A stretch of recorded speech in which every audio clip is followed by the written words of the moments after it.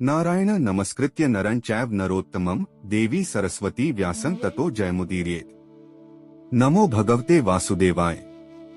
नमो भगवते वासुदेवाय। नमो भगवते वासुदेवाय।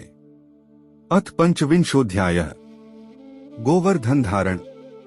श्री शुकदेव जी कहते हैं, परीक्षित, जब इंद्र को पता लगा कि मेरी पूजा बंद कर दी गई है, तब वे नंद बाबा आदि गोपों पर बहुत ही क्रोधित हुए। परंतु उनके क्रोध करने से होता क्या, उन गोपों के रक्षक तो स्वयं भगवान श्री कृष्ण थे। इंद्र को अपने पद का बड़ा घमंड था।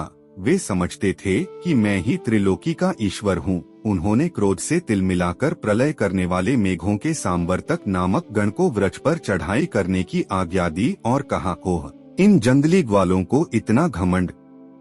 सचमुच यह धन का ही नशा है। भला देखो तो सही, एक साधारण मनुष्य कृष्ण के बल पर उन्होंने मुझ देवराज का अपमान कर डाला। जैसे पृथ्वी पर बहुत से मंदबुद्धि पुरुष भवसागर से पार जाने के सच्चे साधन ब्रह्म विद्या को तो छोड़ देते हैं और नाम मात्र की टूटी हुई नाव से कर्ममय यज्ञों से इस घोर संसार सागर को पार करना चाहते हैं। कृष्ण बकवादी, नादान, अभिमानी और मूर्ख होने पर भी अपने को बहुत बड़ा ज्ञानी समझता है। वह स्वयं मृत्यु का ग्रास है, फिर भी उसी का सहारा लेकर इन अहीरों ने मेरी अवहेलना की है। एक तो ये यूं ही धन के नशे में चूर हो रहे थे, दूसरे कृष्ण ने इनको और बढ़ावा दे दिया है। अब तुम लोग जाकर इनके इस धन के घमंड और हेकड़ी को धूल में मिला दो तथा उनके पशुओं का संहार कर डालो। मैं भी तुम्हारे पीछे पीछे ऐरावत हाथी पर चढ़कर नंद के व्रज का नाश करने के लिए महापराक्रमी मरुदगणों के साथ आता हूँ। श्री शुकदेव जी कहते हैं, परीक्षित, इंद्र ने इस प्रकार प्रलय के मेघों को आज्ञा दी और उनका बंधन ढक दिया। अब वे बड़े वेग से नंद बाबा के व्रज पर चढ़ाए और मूसलधार पानी बरसाकर सारे व्रज को पीड़ित करने लगे। चारों ओर बिजलियां चमकने लगीं, बादल आपस में टकराकर कड़कने लगे और प्रचंड आंधी की प्रेरणा से वे बड़े बड़े ओले बरसाने लगे। इस प्रकार जब दल के दल बादल बार बार आकर खंभे के समान मोटी मोटी धाराएं गिराने लगे, तब व्रज भूमि का कोना कोना पानी से भर गया और कहाँ नीचा है कहाँ ऊंचा, इसका पता चलना कठिन हो गया। इस प्रकार मूसलधार वर्षा तथा झंझावात के झपाटे से जब एक एक पशु ठिठुरने और कांपने लगा, ग्वाल और ग्वालिनी भी ठंड के मारे अत्यंत व्याकुल हो गईं। तब वे सब के सब भगवान श्री कृष्ण की शरण में आए।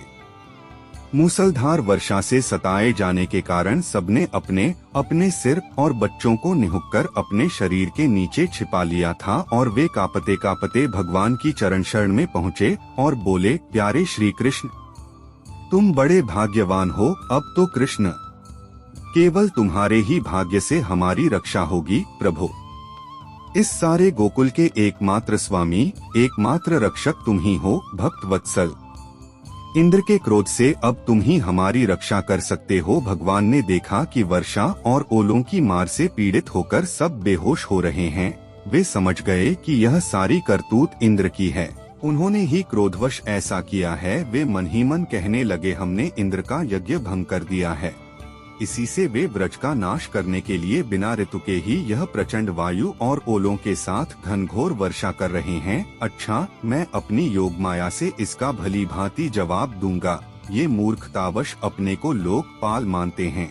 इनके ऐश्वर्य और धन का घमंड तथा अज्ञान मैं चूर चूर कर दूंगा। देवता लोग तो सत्व प्रधान होते हैं, इनमें अपने ऐश्वर्य और पद का अभिमान न होना चाहिए। अतः यह उचित ही है कि इन सत्वगुण से च्युत दुष्ट देवताओं का मैं मान भंग कर, इससे अंत में उन्हें शांति ही मिलेगी। यह सारा व्रज मेरे आश्रित है, मेरे द्वारा स्वीकृत है और एकमात्र मैं ही इसका रक्षक हूँ।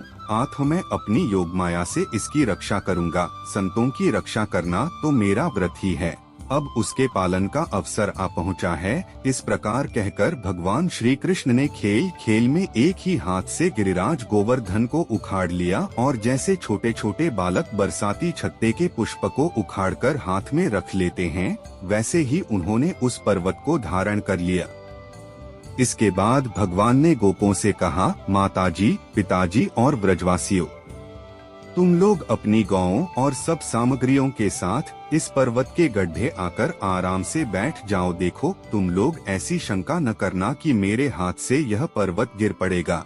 तुम लोग तनिक भी मत डरो, इस आंधी पानी के डर से तुम्हें बचाने के लिए ही मैंने यह युक्ति रची है। जब भगवान श्री कृष्ण ने इस प्रकार सबको आश्वासन दिया, ढांढस बंधाया, तब सबके सब ग्वाल अपने अपने गोधन, छकड़ों, आश्रितों, पुरोहितों और भृत्यों को अपने अपने साथ लेकर सुभीते के अनुसार गोवर्धन के गड्ढे में आ घुसे। भगवान श्री कृष्ण ने सब व्रजवासियों के देखते देखते भूख प्यास की पीड़ा, आराम विश्राम की आवश्यकता आदि सब कुछ भुलाकर 7 दिन तक लगातार उस पर्वत को उठाए रखा। वे एक डग भी वहां से इधर उधर नहीं हुए। श्री कृष्ण की योग माया का यह प्रभाव देखकर इंद्र के आश्चर्य का ठिकाना न रहा।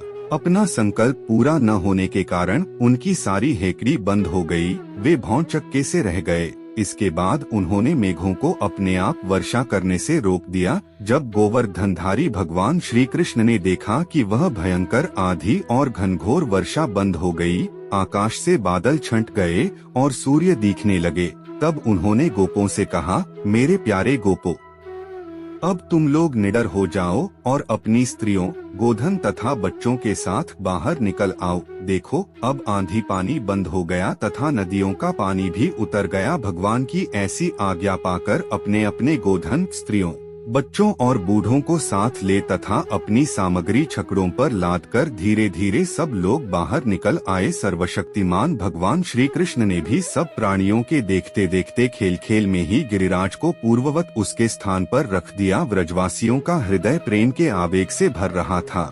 पर्वत को रखते ही वे भगवान श्री कृष्ण के पास दौड़ आए। कोई उन्हें हृदय से लगाने और कोई चूमने लगा। सबने उनका सत्कार किया। बड़ी बूढ़ी गोपियों ने बड़े आनंद और स्नेह से दही, चावल, जल आदि से उनका मंगल तिलक किया और उन्मुक्त हृदय से शुभ आशीर्वाद दिए। यशोदा रानी, रोहिणी जी, नंद बाबा और बलवानों में श्रेष्ठ बलराम जी ने स्नेहातुर होकर श्री कृष्ण को हृदय से लगा लिया तथा आशीर्वाद दिए। परीक्षित, उस समय आकाश में स्थित देवता, साध्य, सिद्ध, गंधर्व और चारण आदि प्रसन्न होकर भगवान की स्तुति करते हुए उन पर फूलों की वर्षा करने लगे। राजन, स्वर्ग में देवता लोग शंख और नौबत बजाने लगे। तुम्बुरु आदि गंधर्वराज भगवान की मधुर लीला का गान करने लगे। इसके बाद भगवान श्री कृष्ण ने व्रज की यात्रा की। उनके बगल में बलराम जी चल रहे थे और उनके प्रेमी ग्वाल बाल उनकी सेवा कर रहे थे। उनके साथ ही प्रेममयी गोपियां भी अपने हृदय को आकर्षित करने वाले, उसमें प्रेम जगाने वाले भगवान की गोवर्धन धारण आदि लीलाओं का गान करती हुई बड़े आनंद से ब्रज में लौट आईं। इति श्रीमद्भागवते महापुराणे परमहंस्यं संहितायां दशम स्कंधे पूर्वार्धे 25 अध्यायः।